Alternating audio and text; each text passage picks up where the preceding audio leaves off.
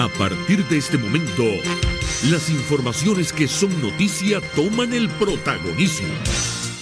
Comienza Informe RCR.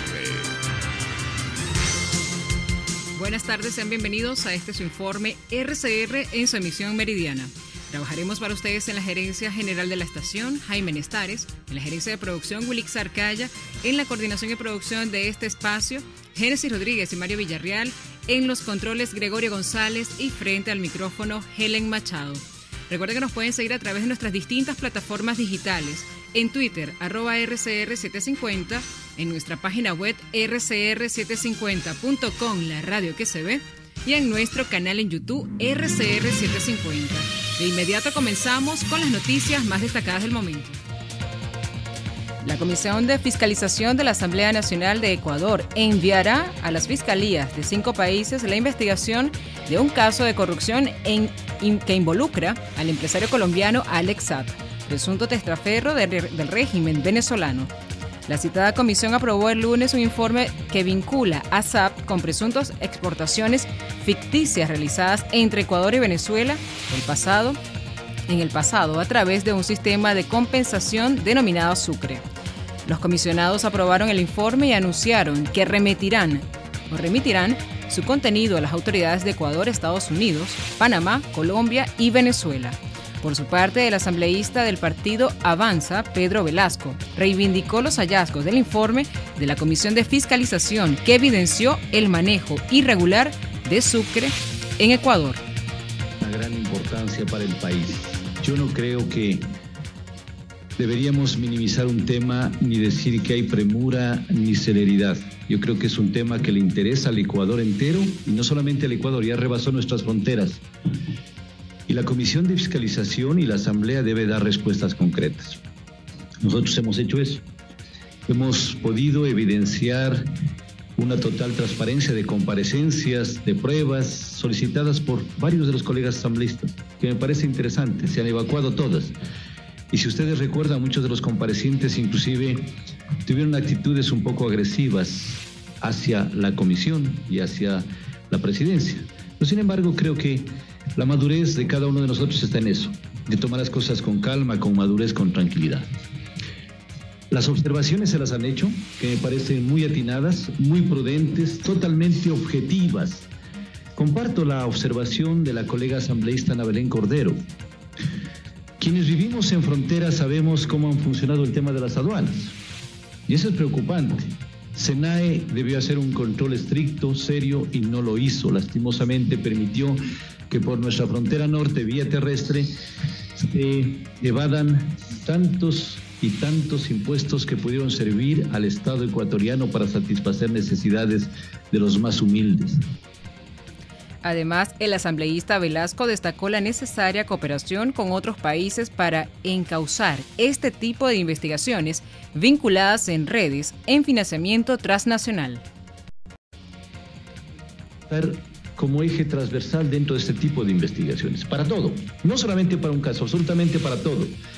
No nos olvidemos que los gobiernos tienen firmado acuerdos, tratados, convenios para ese tipo de cooperaciones internacionales. Gracias a la cooperación internacional se van descubriendo de a poco actos que están reñidos contra la ley y contra la ética. Así se lo hizo cuando se descubrió el caso Odebrecht. Así se lo viene haciendo en algunos casos con la justicia colombiana. Hay un intercambio permanente con la justicia colombiana de cooperación y se lo seguirá haciendo porque es la única forma de poder encauzar en forma imparcial, garantizando seguridad jurídica, debido proceso. Y yo creo que, señor presidente, están recogidas las observaciones, que me parece bien. Aquí no hay que exaltarnos para nada. Yo pienso que debemos mantener siempre la calma, la tranquilidad, porque el país necesita eso, necesita que en los referentes de la legislatura tengamos eso, precisamente calma, tranquilidad.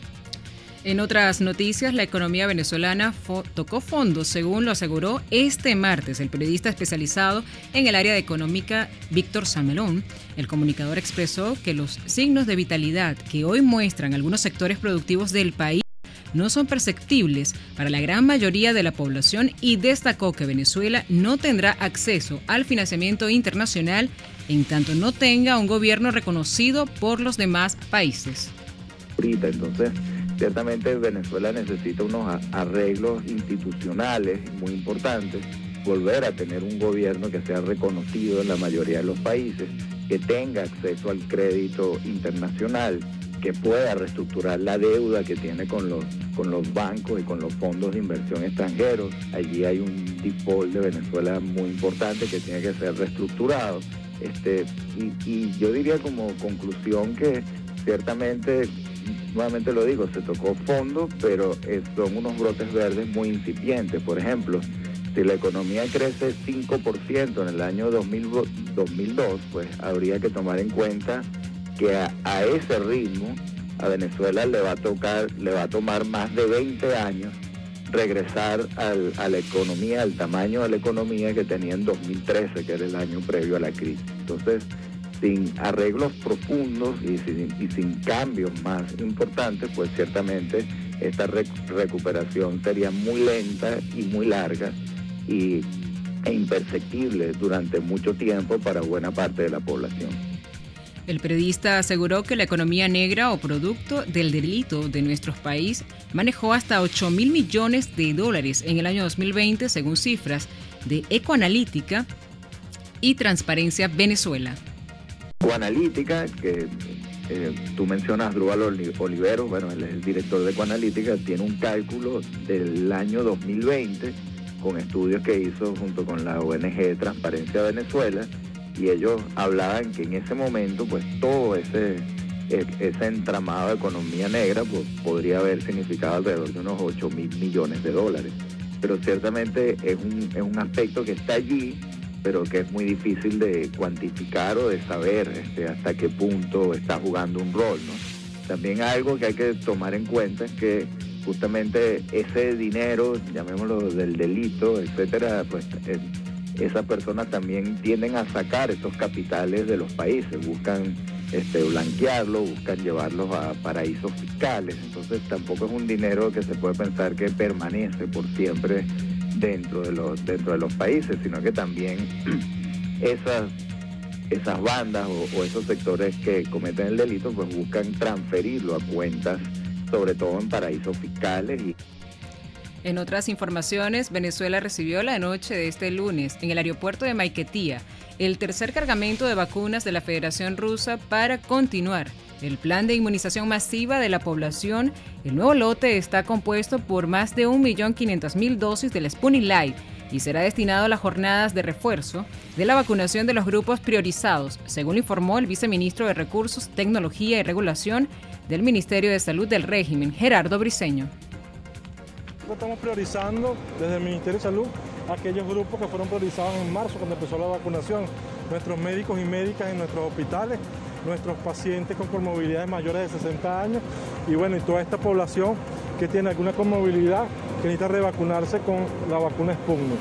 Y esto es gracias a los acuerdos importantes que ha tenido el gobierno venezolano conjuntamente con el apoyo siempre del hermano República Federativa de Rusia en la lucha contra el coronavirus y por supuesto en las luchas contra muchas otras cosas, pero en este momento contra el coronavirus como hermanos, trabajando juntos por la salud de nuestros pueblos.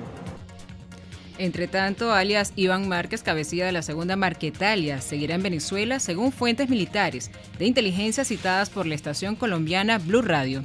En un primer momento se manejó la información de que Luciano Marín Arango, más conocido como Iván Márquez, se había movido a Cuba en vista de que allí se encuentran miembros del Comando Central del Ejército de Liberación Nacional y se desarrollaron los diálogos entre paz con las extintas Fuerzas Armadas Revolucionarias de Colombia.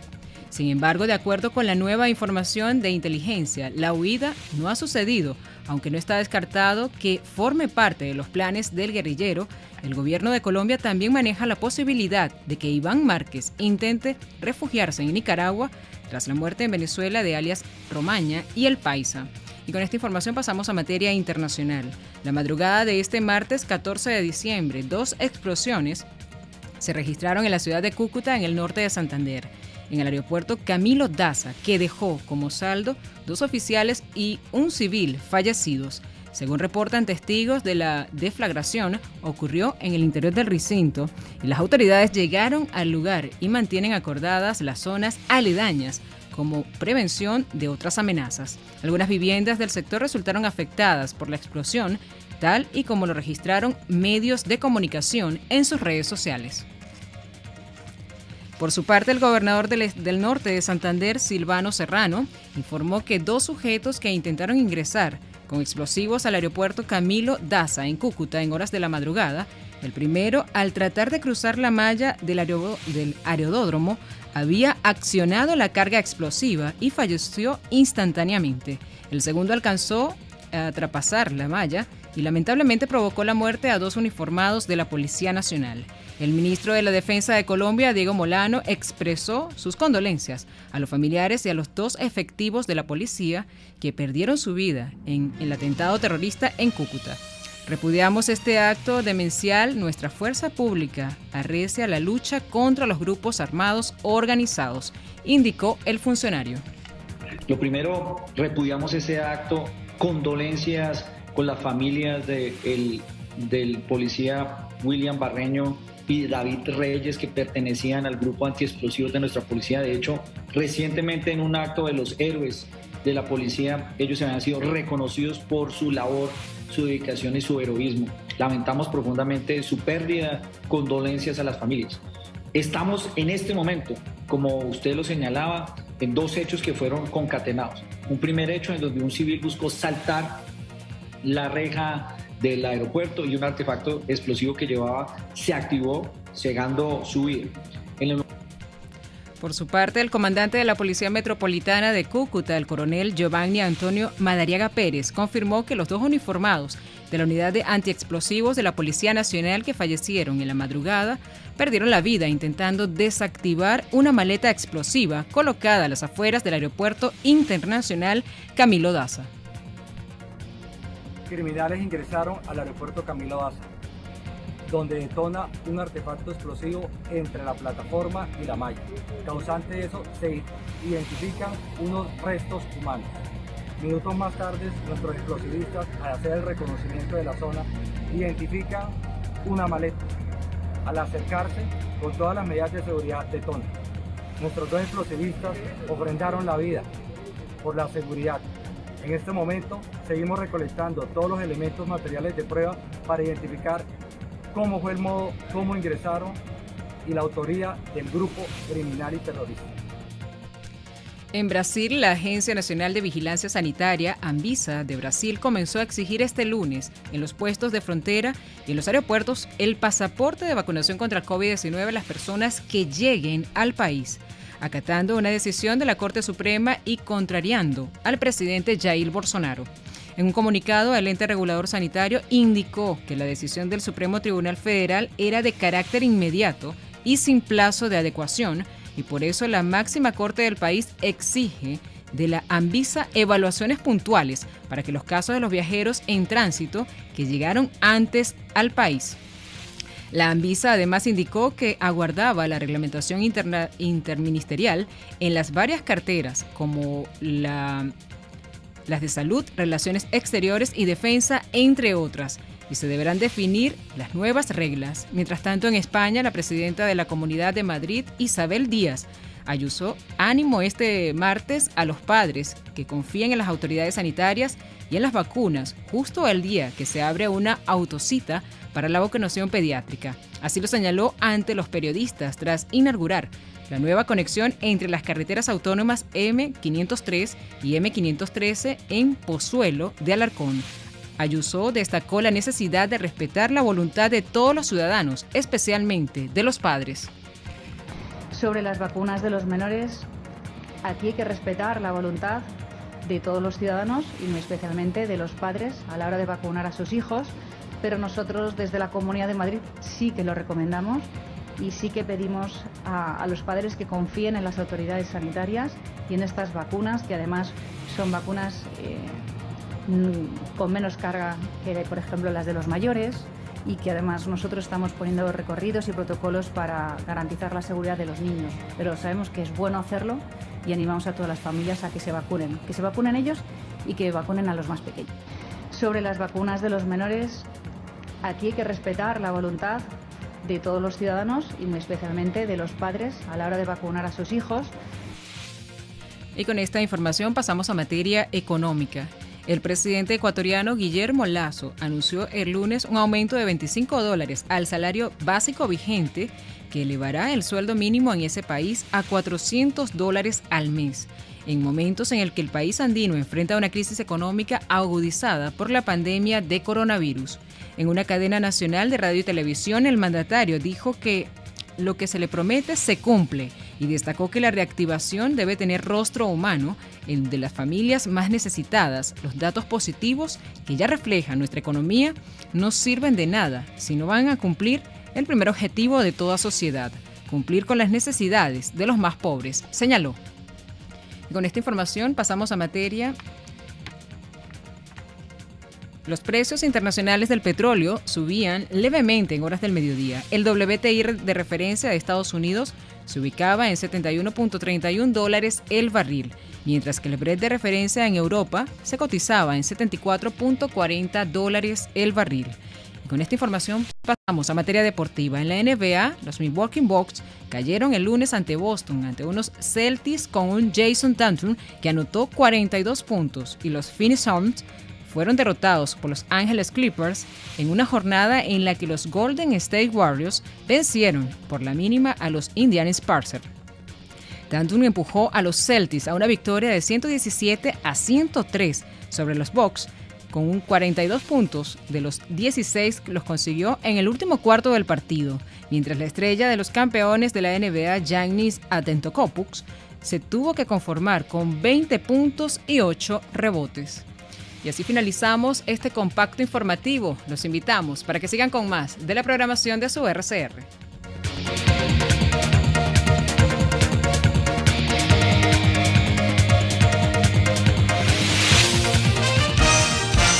Hasta aquí este compacto noticioso. Manténgase en nuestra sintonía, porque estaremos informándole de la noticia al momento de producirse. RCR 750 AM.